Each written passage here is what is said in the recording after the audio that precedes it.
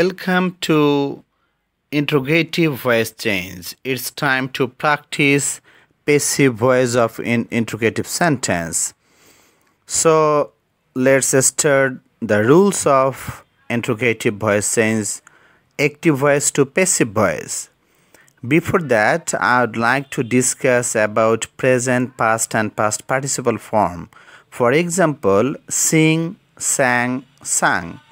Here, sang is the past participle form. Tell, told, told. So, told is the past participle form of the main verb tell. Always we know that in voice change you have to use V3. That means past participle form of main verb. So, rule number 1. A. Subject will be object and object will be subject. And main verb will take a helping verb or auxiliary verb. Helping verb or auxiliary verb like am, is, are, was, were, have, has, like that. Main verb will be in past participle form. Main verb will be in past participle form. That means V3 that I have told you earlier. By before changed object. By before changed object. For example, do you like tea? Active voice. So it starts from do. That is why the auxiliary verb will be is. Is tea liked by you? তো আমি তোমাদের সাথে যেটা বলতে চাচ্ছি, do does দিয়ে যদি শুরু হয় তাহলে সেটা অবশ্যই প্রেজেন্ট টেন্সে আছে, সেক্ষেত্রে আমাদের অক্সিলারি ভার্ব আসবে ইজ। ইজের পরে শেষে যে অবজেক্টটা আছে সেটা সাবজেক্ট আকারে আসলো, তাহলে আমার রুলসের 1 নাম্বারটা ভেরিফাই হয়ে গেল।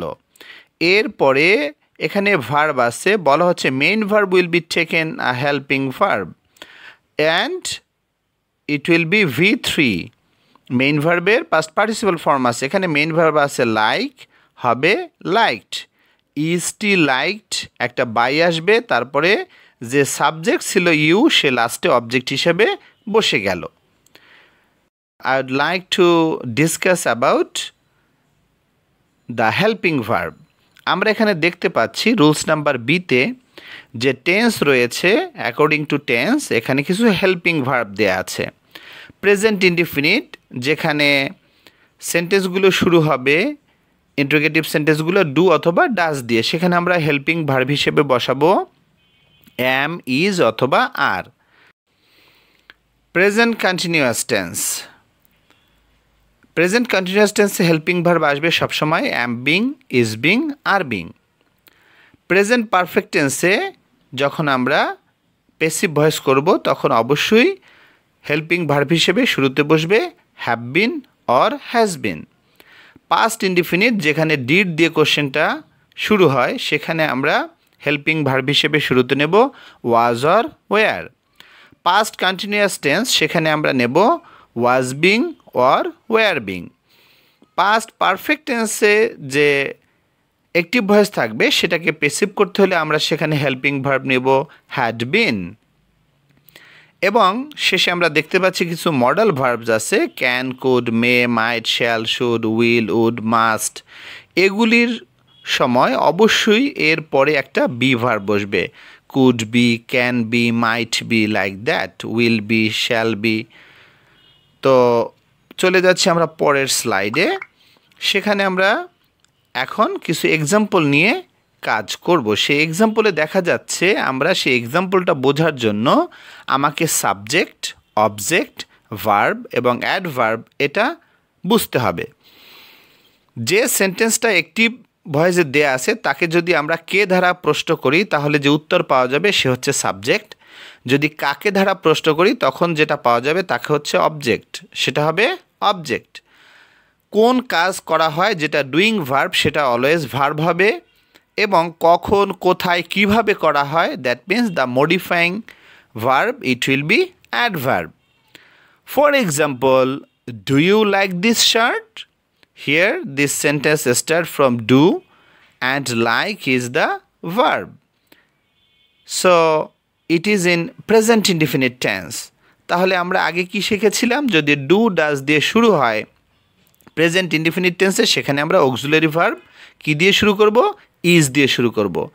Is this shirt liked by you, তাহলে is this shirt liked by you, এখানে ইজটা বসে গেল, অবজেক্ট হচ্ছে দিস শার্ট, এইটা সাবজেক্ট হিসেবে শুরুতে আসলো, লাইক ভার্ব, তার ভার্বের পাস্ট পার্টিসিপল বসলো লাইকড, একটা প্রিপোজিশন আসলো বাই, এবং প্রথম যে সাবজেক্ট ছিল ইউ, সে লাস্টে বসলো অবজেক্ট হিসেবে।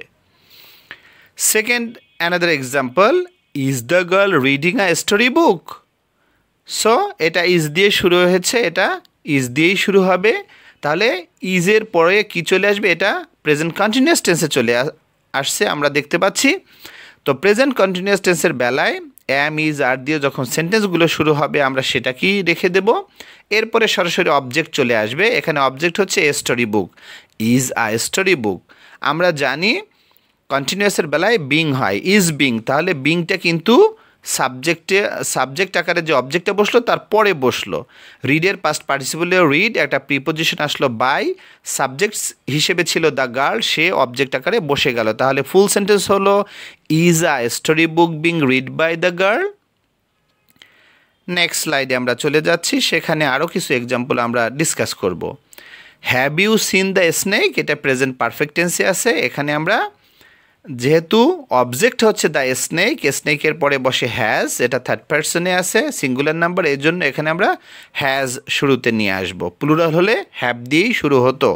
তাহলে হ্যাজ দ্য স্নেক অবজেক্টটা আগে সাবজেক্ট আকারে চলে আসলো, এরপরে বিন বসবে, has the snake been, see এর পাস্ট পার্টিসিপলে এখানে সিন দেওয়া ছিল পারফেক্ট, এখানেও সিন হবে, প্রিপোজিশন বাই, এবং সাবজেক্ট হিসেবে ছিল ইউ, সে অবজেক্ট হিসেবে বসে গেল you. So the sentence of passive is has the snake been seen by you.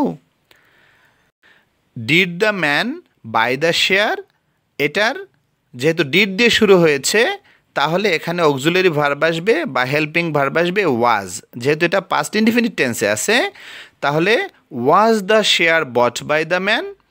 তাহলে আমরা কিন্তু একটা জিনিস নিশ্চিত যে আমরা যে হেল্পিং ভার্বগুলো দেখেছিলাম এটাই হচ্ছে আসল। হেল্পিং ভার্ব জানা থাকলে আমরা এটা ইজিলি করতে পারবো। Next one, was the student reciting the poem, এটা পাস্ট কন্টিনিউয়াস টেন্সে আছে, ওয়াজ দিয়েই শুরু হবে, অবজেক্টটা সাবজেক্ট আকারে আসবে ঠিক আগের মতোই। Was the poem being recited by the student, রিসাইটের পাস্ট পার্টিসিপল এখানে রিসাইটেড বসলো, একটা প্রিপোজিশন আসলো বাই, দ্য স্টুডেন্ট ছিল সাবজেক্ট, হয়ে গেল object. So again I would like to repeat this active and passive. Was the student reciting the poem, was the poem being recited by the student. Next one, past perfect tense. Had Rahim sold his car? Had Rahim sold his car? So, had দিয়ে আছে, had এখানে helping verb দিয়ে শুরু হবে। had his car, his car এখানে object, এই জন্য এটা সাবজেক্ট আকারে চলে আসলো। আমরা জানি অক্সিলারি ভার্ব আসবে had been, তাহলে বিনটা পরে বসবে অবশ্যই সাবজেক্টের। সোল্ডের পাস্ট পার্টিসিপলেও সোল্ড, প্রিপোজিশন হিসেবে বসবে বাই, এবং রহিম আছে সাবজেক্ট, সে শেষে অবজেক্ট আকারে বসে গেল। Had Rahim sold his car, তাহলে প্যাসিভ হবে had his car been sold by Rahim. Question mark অবশ্যই দিতে হবে, কোশ্চেন মার্ক না দিলে ভুল হয়ে যাবে। এরপরেরটা হচ্ছে future indefinite tense. Will you post the letter, will the letter be posted by you, এই যে উইল এখানে এটা মডেলস হিসেবে কাজ করে। সো উইলের পরে আমরা সেখানে দেখেছিলাম হেল্পিং ভার্ব একটা বি বসাতে হবে, এই জন্য সেই বিটাও বসবে সাবজেক্টের পরে। Will the letter be posted by you. Another example, can you solve the problem, it is also the example of modals. Can, because can is a model auxiliary, so this sentence started from can. Can you solve the problem? So it will be the same in passive form. Can দিয়ে শুরু হবে, ক্যানের পরে যথারীতি অবজেক্টটা subject আকারে আসবে। Can the problem be solved, সলভের past পার্টিসিপলে solved, V3, solved by you. তাহলে can you solve the problem, can the problem be solved by you. So I think I have to discuss another part of interrogative sentence, and that the technique of who. হু দিয়ে যদি কোনো sentence শুরু হয়, অর্থাৎ WS question যদি থাকে সেগুলোও কিন্তু interrogative sentence. What is your name, who is calling me, where are you going, all types of WS question will be discussed now. So technique of হু, আমরা জানি যদি ভয়েস সেন্সে হু দিয়ে কোনো সেন্টেন্স শুরু হয় তাহলে তার প্যাসিভ ভয়েস করতে গেলে বাই হুম দিয়ে শুরু করতে হবে, প্লাস অক্সিলারি ভার্ব প্লাস অবজেক্টটা আসবে যেটা সাবজেক্ট ছিল সেইটা, প্লাস ভার্বের পাস্ট পার্টিসিপল ফর্ম বসবে, that means V3। For example দেখা যাচ্ছে এখানে হু ইজ কলিং মি, তাহলে প্যাসিভ ভয়েসটা কী হবে, by whom am I being called. কেন এখানে অ্যামটা আগে আসলো, কারণ বাই হুমের পরে এখানে যে সাবজেক্ট ছিল আই এর পরে অ্যাম হয়, তাহলে সেই অ্যামটাকে আমরা যদি আগে নিয়ে আসি তাহলে সেটা ইন্টারোগেটিভ হয়ে যাবে। By whom am I being called, অবশ্যই এখানে প্রশ্নবোধক চিহ্ন ব্যবহার করতে হবে। নেক্সট টেকনিক হচ্ছে হুম।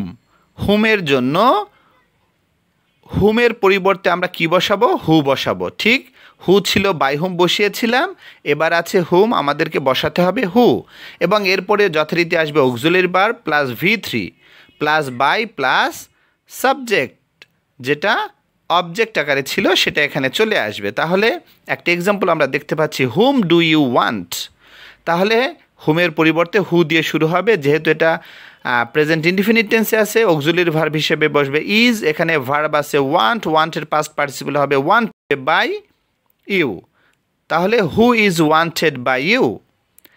Next technique what.